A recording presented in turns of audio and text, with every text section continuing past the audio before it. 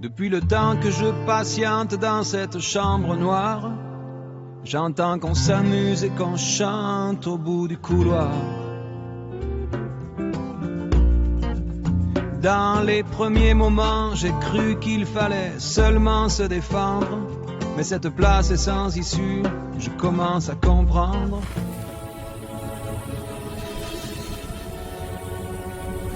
Bienvenue dans cette émission des Logions du Bon Larron.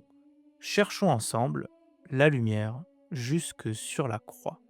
Il y a des sujets qui déclenchent immédiatement le soupçon, des sujets que l'on classe un peu trop vite dans la catégorie des combats modernes, des sensibilités contemporaines, voire des dérives supposées d'une église devenue conciliaire, molle, moderniste ou pire encore, wokiste.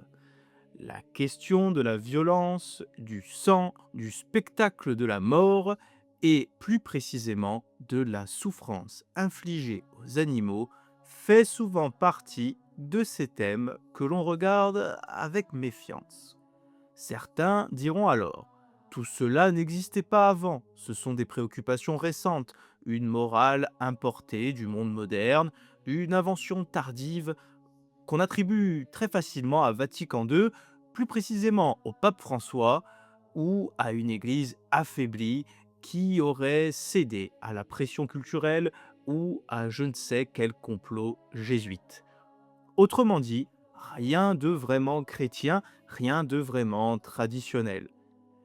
Et pourtant, lorsqu'on ouvre l'écriture, lorsqu'on lit les pères de l'Église sans les instrumentaliser, lorsqu'on prend au sérieux l'incarnation et la résurrection de la chair, quelque chose résiste à cette caricature. La relation de l'homme chrétien à la violence, au sang versé comme divertissement, au pouvoir exercé sur le vivant, n'y apparaît ni secondaire, ni marginal, ni anecdotique. Elle touche au cœur même de l'anthropologie chrétienne. Qu'est-ce que l'homme? Quel est le pouvoir qui lui est confié? Et surtout, que révèle de lui la manière dont il regarde, organise et justifie la souffrance d'autrui, humain ou animal? C'est donc à partir de là qu'il faut poser le sujet, non pas à partir des polémiques contemporaines, non pas à partir des clivages politiques ou des slogans identitaires, mais à partir de la tradition elle-même, une tradition qui, contrairement à ce qu'on l'on imagine souvent, n'a jamais été fascinée par le sang, ni indifférente à la violence ritualisée, ni aveugle au spectacle de la mort érigée en loisir. Et alors surgit inévitablement la question, dérangeante mais nécessaire: ce regard critique sur la violence serait-il vraiment une invention récente? Ou bien avons-nous affaire à un enseignement bien plus ancien et paradoxalement plus radical que certaines nostalgies d'une prétendue église virile d'avant? Car encore faut-il savoir de quoi l'on parle, de quel temps exactement, de quel christianisme, de quel texte, de quelle figure.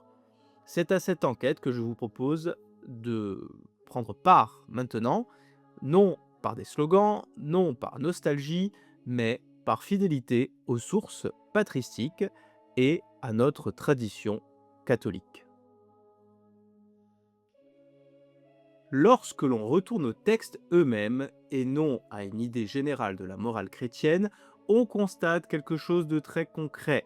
Les pères de l'Église parlent explicitement des animaux, de leur souffrance et du scandale spirituel que représente la jouissance de cette souffrance.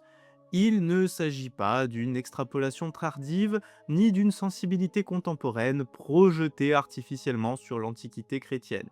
Saint Jean Chrysostome, docteur de l'Église, mort en 407, est l'un des plus explicites. Dans ses homélies morales, il ne se contente pas de dénoncer la violence en général, il vise directement le rapport de l'homme aux animaux. Il écrit: l'homme cruel envers les animaux ne saurait être doux envers les hommes. Celui qui s'endurcit devant la souffrance des bêtes apprend à mépriser la souffrance humaine. Homélie sur l'évangile de Matthieu 62. Et ailleurs, de manière encore plus directe, Le premier degré de la cruauté et de l'inhumanité consiste à voir souffrir les animaux et à ne pas s'en émouvoir. Il ne s'agit pas ici d'un raisonnement symbolique ou allégorique. Chrysostome parle de la souffrance réelle des animaux et il en tire une conclusion anthropologique et spirituelle. Le regard posé sur l'animal façonne le cœur de l'homme. Saint Irénée de Lyon, mort en 202, encore plus tôt que Jean Chrysostome, père apostolique majeur, lui fonde cette exigence sur une théologie de la création et de l'incarnation.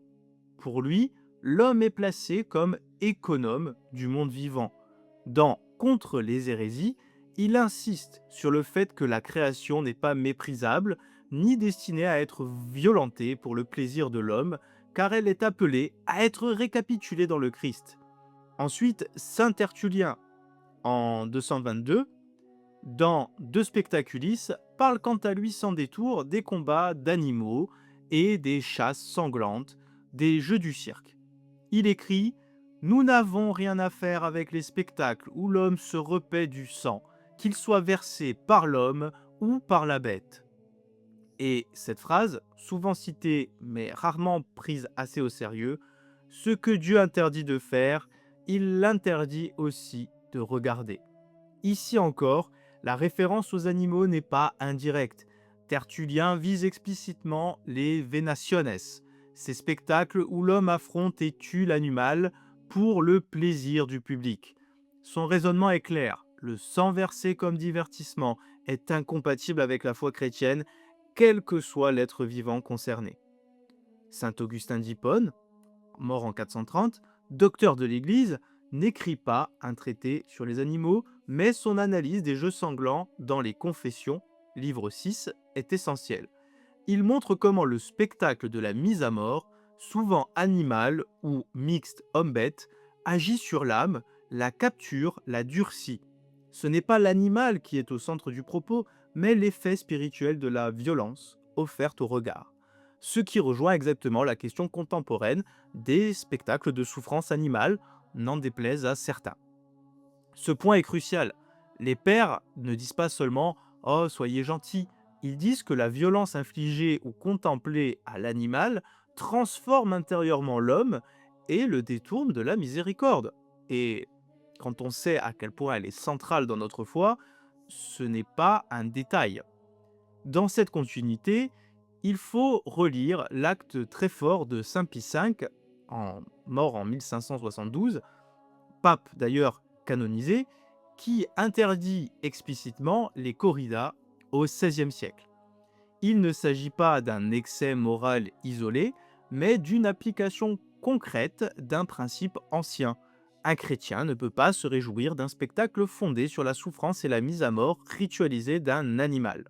C'est dans la bulle Super Prohibitiones Agendi Tolorum et Ferrarum, interdisant formellement donc les corridas.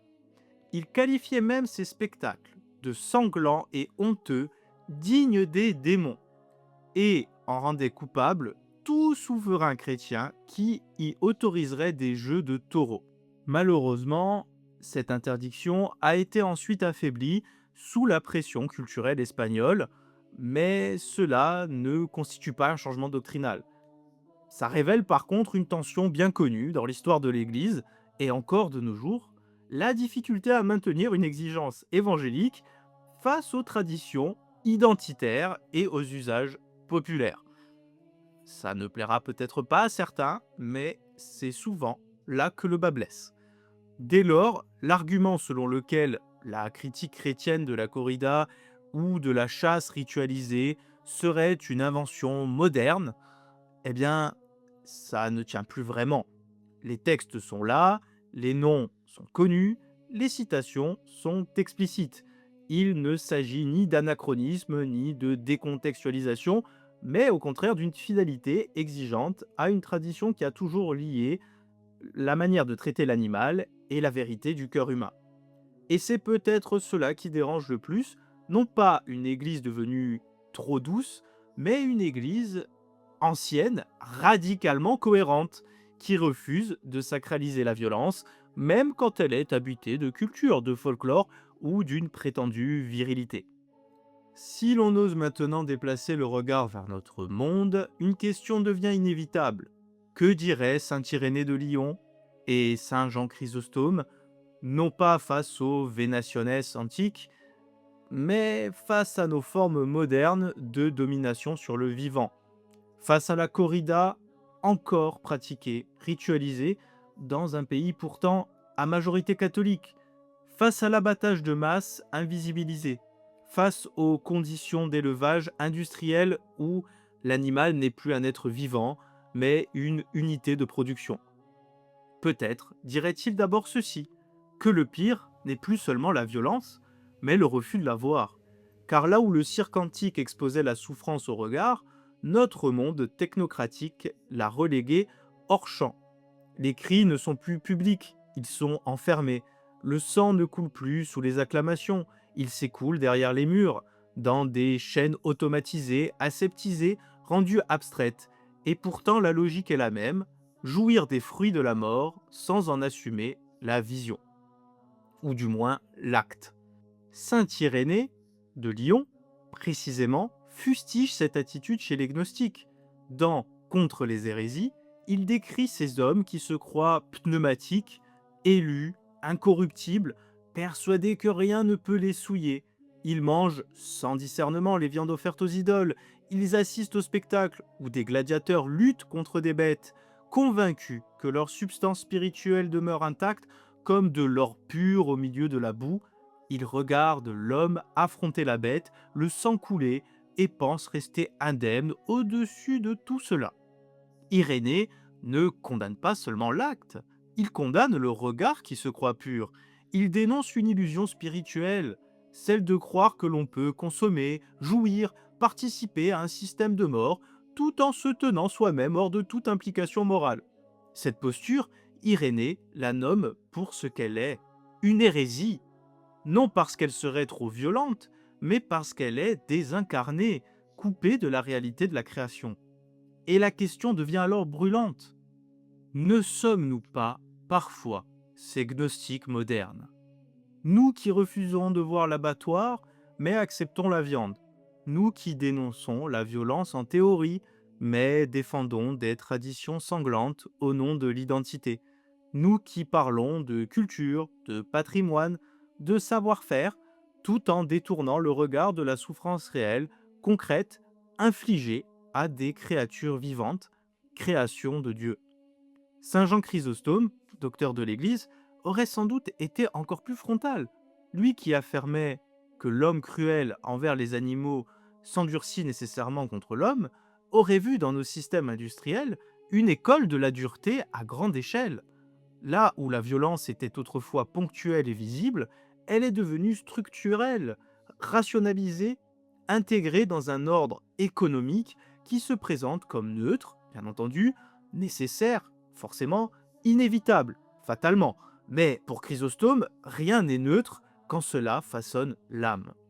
Et c'est ici que surgit la question du kurios, du Seigneur. Car dans la Bible, être Seigneur de la création ne signifie jamais l'exploiter sans limite. Cela signifie veiller, ordonner, servir la vie. Le kurios biblique n'est pas un gestionnaire technocratique, n'en déplaise à nos amis du grand capital, mais un gardien. Lorsque l'homme se fait Seigneur sans Dieu, lorsqu'il gouverne le vivant par la seule efficacité, il devient un seigneur déchu, un imitateur du démiurge gnostique, ironiquement, qu'Irénée combat précisément. Un pouvoir qui organise, mais qui ne connaît plus, qui produit, mais qui n'aime plus. Ainsi la corrida, l'abattage de masse, l'élevage concentrationnaire ne sont pas seulement des questions éthiques secondaires réservées à quelques véganes en marge de la société. Non, elles révèlent quelque chose de plus profond, un rapport, et j'ose le mot, antichristique à la création. Non parce qu'il serait explicitement satanique, mais parce qu'il est anti-incarnation, anti-relation, anti-compassion.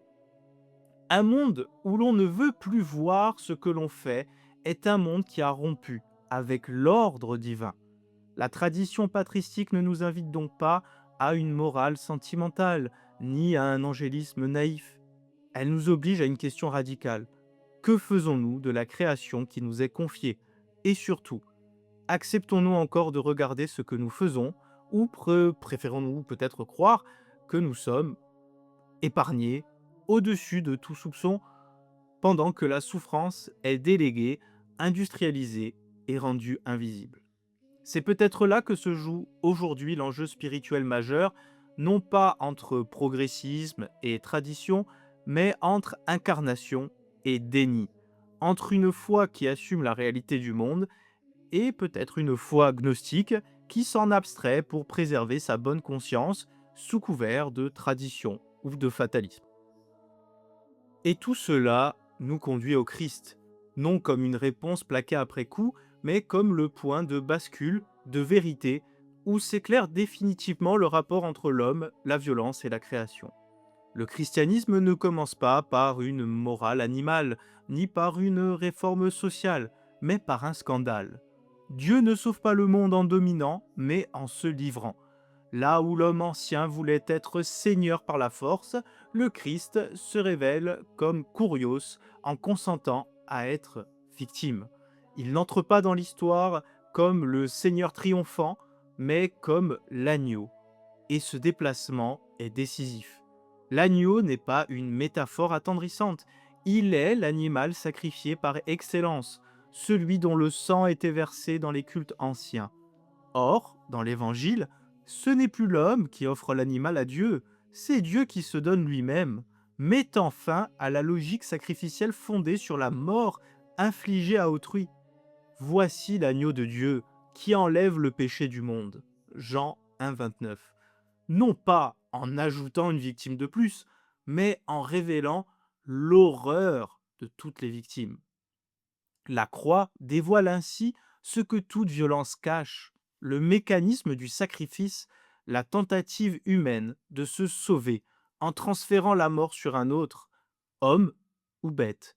Saint Paul le dira, le prix du péché, c'est la mort. Et le Christ ne bénit pas cette logique, il la désarme. Il se laisse prendre dans le système de mort pour en montrer l'injustice radicale. Là où justement les gnostiques regardaient l'homme et les bêtes s'affronter, en se croyant purs, le Christ se place du côté de celui qui souffre, sans échappatoire métaphorique ou théologique, sans fuite hors du corps. C'est pourquoi la foi chrétienne ne peut jamais être compatible avec une domination froide, abstraite, technocratique du vivant. Non parce que l'animal serait l'égal de l'homme, mais parce que l'homme est responsable de ce qu'il fait subir à plus faible que lui. Le Christ ressuscité porte encore les plaies de la croix. La gloire ne les efface pas, elle les transfigure. Et cela dit quelque chose de définitif. Ce qui a été blessé injustement n'est jamais indifférent à Dieu. Dans cette lumière, refuser de voir la souffrance infligée à la création n'est plus une neutralité morale, c'est une fuite hors de l'incarnation, nous l'avons déjà dit. Et pourtant, la conclusion n'est pas la condamnation, mais l'appel. Le ressuscité ne revient pas en accusateur, mais en gardien blessé de la création. Et il confie à nouveau le monde à l'homme, non comme un prédateur, mais comme un serviteur régent, appelé à refléter la seigneurie du Père qui fait lever son soleil sur les bons et sur les méchants. Matthieu 5,45. Être chrétien dès lors, ce n'est pas se retirer du monde, ni se croire pur au milieu de ses violences, c'est accepter de porter la responsabilité du regard, de ne plus détourner les yeux, de laisser la croix juger nos modèles, nos traditions, nos économies et nos habitudes. Le Christ ne nous sauve pas de la création, il nous y réintègre, transfiguré, réconcilié et surtout, un mot qui fait peur aujourd'hui, responsable. Car à la fin, ce n'est pas la force qui triomphe, mais l'agneau. Et ce n'est pas celui qui domine, qui règne, mais celui qui aime jusqu'à se livrer tout entier par amour. Voilà la seigneurie chrétienne, voilà le Kourios véritable. C'étaient les Logions du Bon Larron. Continuons, chers auditeurs, à chercher ensemble la lumière jusque sur la croix.